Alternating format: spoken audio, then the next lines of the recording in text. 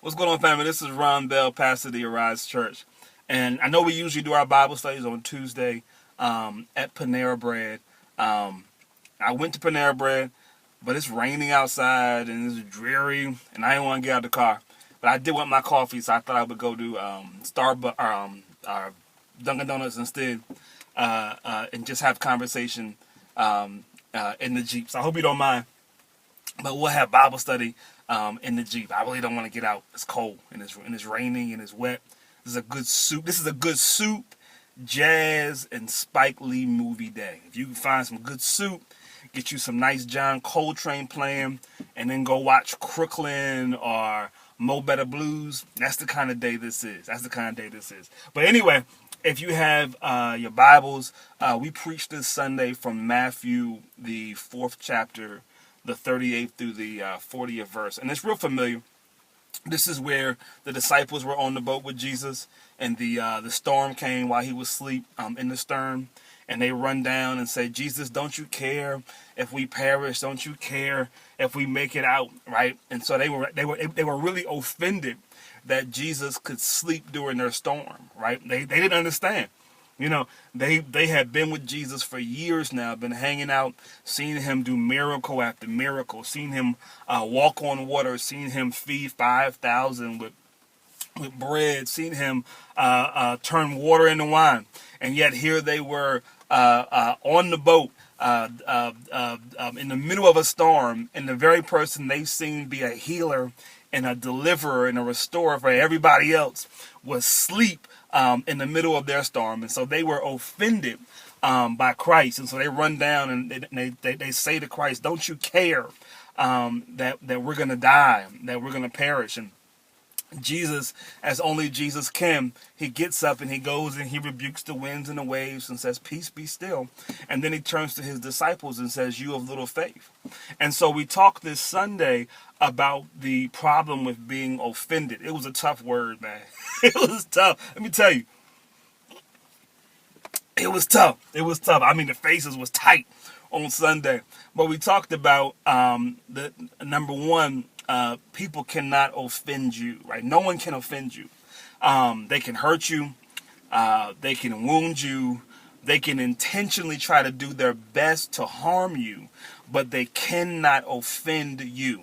When you are offended, it's because you have taken offense. You have chosen offense. And you choose offense when you decide to connect. When you decide to connect your pain, the hurt, the harm that happened to a personal need for retribution and justice, right? So when you decide that that person knew better and needs to come and apologize, needs to get it right, when you decide that you need to be vindicated, when you decide that you need retribution, that you need judgment against the actions of somebody else because they hurt or harmed you, suddenly you have created offense.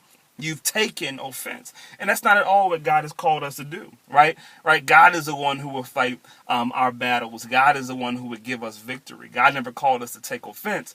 God called us to love others, right? If someone harms you, God calls us to turn the other cheek and do all that kind of stuff, right? But we take offense. And so we talked about some of the problems that happen when you're offended. One of the first things that happens that's extremely problematic is what's called spiritual shrapnel, right? Spiritual shrapnel. So what that means is that in the place that you were wounded, because you have taken offense, you have literally placed a stake down in the middle of your offense, in the middle of that place of pain, and say, this is the place where I want retribution. This is the place where I want vindication. This is the place where I want justice, right? And so you're placing these stakes down in the middle of your pain. And because you're placing those stakes down, because you're placing of these things right there, you will never fully heal as long as you remain offended. Right? Because it won't even be wholeness for you, because you still got some stuff you're carrying. You still have those pieces, that spiritual shrapnel that's left inside of you, those places where you're offended, where you put the stake down, right? I was watching this Jackie Chan movie the other day called The Foreigner, and he was doing karate kicks and stuff in the woods, but at one point he got shot in the shoulder, and so they had this scene where he was heating up this like crocodile Dundee knife, and he was gonna stab himself and pull out the bullet and stitch himself up with some leaves. I'm like, all right, Jackie, okay, but he knew that he had to pull the bullet out before he stitched himself up, because if he left the bullet in, even though the scars would heal, even though the stitches would long since gone away, he would never be fully whole, because the flesh and stuff would have tried to heal around the bullet wound, right? The bullet, that was left inside of him. And many of us are living like that. We're living in places where we look like we're whole, right? The scars are gone. We've been telling people we all right, it's over, I'm good. But the reality is we're still offended. And because we're still offended, because we're still living in that place of tenderness, then we're not operating at our full capacity, right? We're still operating in hurt. We're still operating in pain. It's still tender to the touch. And look, we know this to be the case. We know this to be the case because anytime somebody shows up that reminds us of the place or the person who hurt us, anytime a new person or a new energy presents itself that is a reminder of what happened, we immediately go back to that place of pain, right? Ooh, it still hurts, right? So, right, and we do so because we were never fully healed, and we were never fully healed because we kept offense. We were offended, and so as long as we were offended, as long as we stay offended, it can never truly be whole. It can never truly be healed. And so you'll wonder why your relationships aren't working out right. You wonder why you can't love her the way she needs to be loved, or why you can't love him the way he needs to be loved. And the reason why you can't love him the way he needs to be loved is because you're still offended by the past one that hurt you, right? Right? The reason why you can't love her the way she needs to be loved is because you're still carrying offense from the past relationship where you were hurt and never got over it.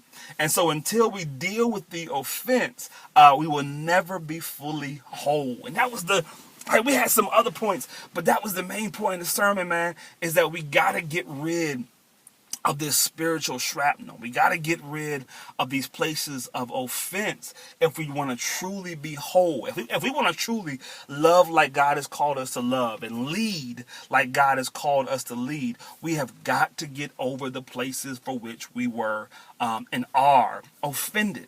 Let go of the offense. And so the question came on Sunday, well, Pastor, that sounds great. I know you got your coffee. You good now, but how do we get rid of offense? How do we do it?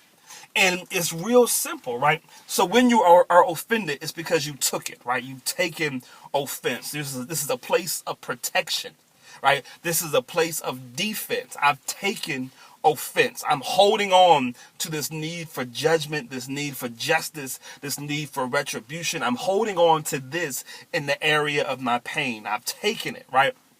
When you're offended, you've taken that thing, right?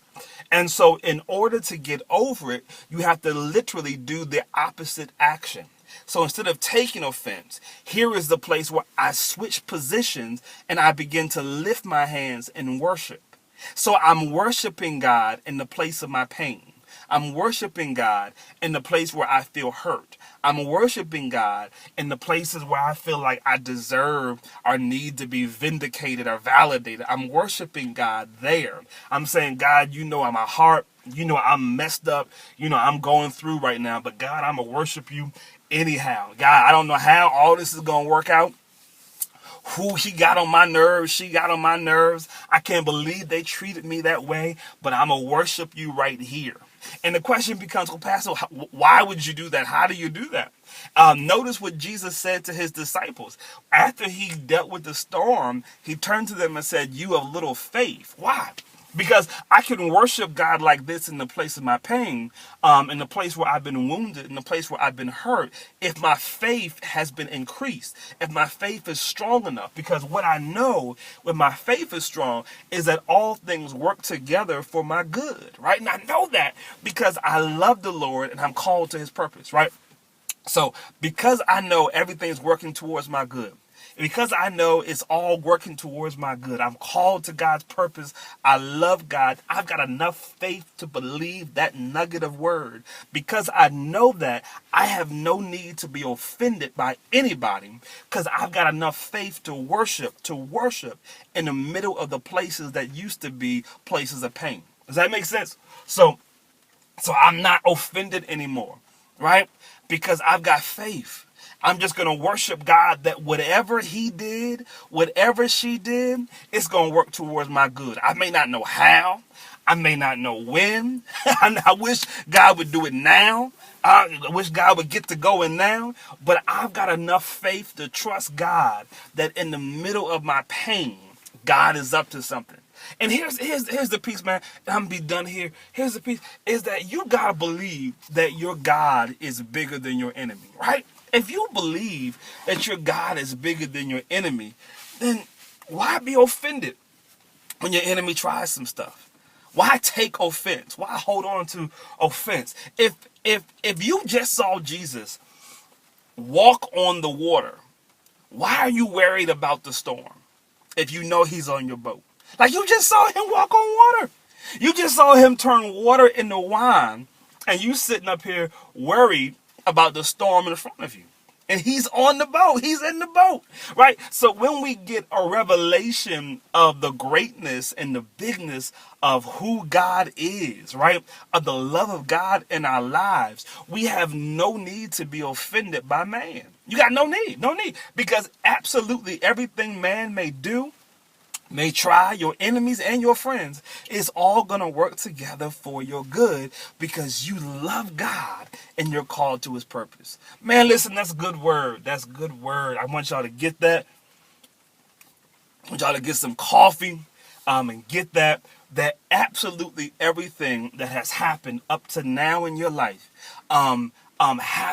happened.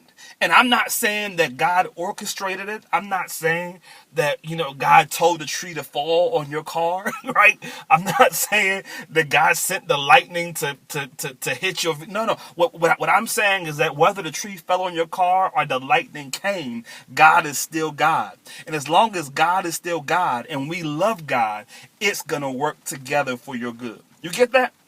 As long as God is God and we love God and we are called to God's purpose, it's going to work together for your good. That's all you got to do is trust. Is trust in that word, have faith in that word.